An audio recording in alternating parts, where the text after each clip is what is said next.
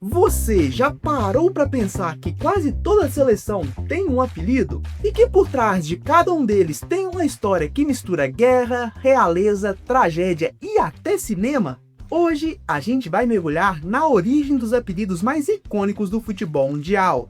E eu te garanto, tem coisa aqui que vai te surpreender. Senta, pega um café, porque esse vídeo é para quem ama futebol e ama história. E a gente começa, claro, com a nossa, a Canarinho. Você sabe de onde vem esse nome? Pois prepara o coração, porque essa história nasce de uma das maiores tragédias do nosso futebol, o Maracanaço de 1950. Até ali, o Brasil jogava de branco, mas depois da derrota para o Uruguai dentro de casa, aquela camisa branca virou sinônimo de azar, de luto nacional. Aí, em 1953, o jornal carioca Correio da Manhã, junto com a antiga CBD, fez um concurso para criar um uniforme novo, com uma regra só: tinha que usar as cores da bandeira. Quem venceu foi um gaúcho de 19 anos, Aldir Garcia, com a sua camisa amarela com detalhes verdes, que a gente conhece e ama até hoje.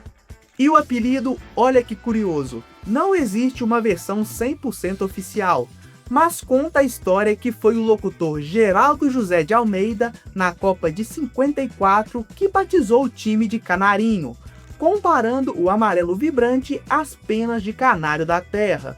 Ou seja, meu amigo, do trauma de 50 nasceu o manto mais vitorioso das histórias das Copas. A tragédia virou ouro. Agora, pensa comigo, por que a Holanda joga de laranja se as cores da bandeira é azul, vermelho e branco?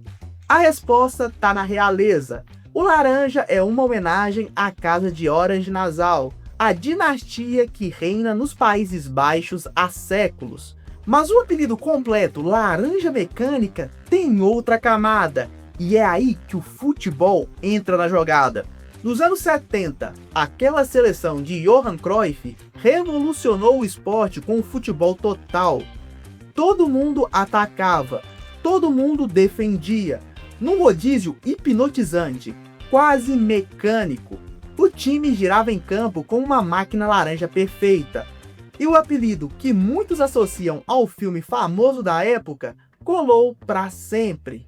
E olha que detalhe irônico, essa seleção nunca ganhou uma Copa do Mundo.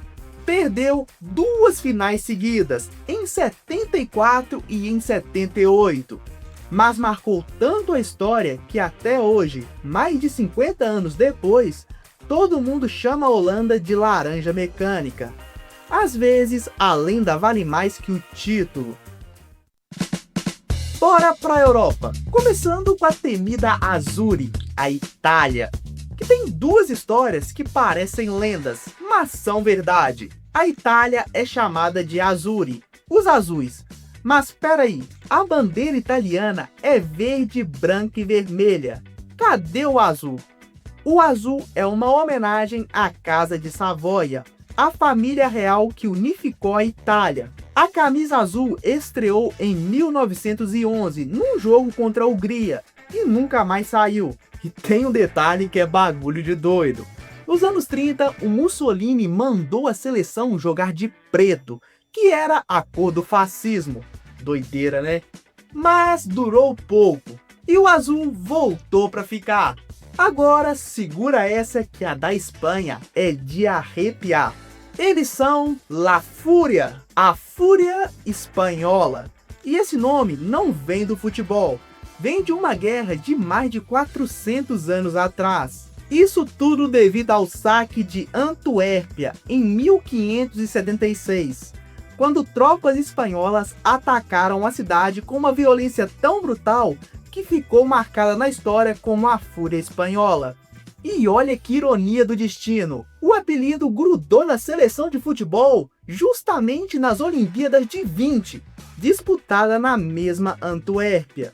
A Espanha jogou tão raçuda e violento naquele torneio que a imprensa resgatou o nome pesado de 4 séculos antes. Futebol e história de sangue. tudo no mesmo apelido.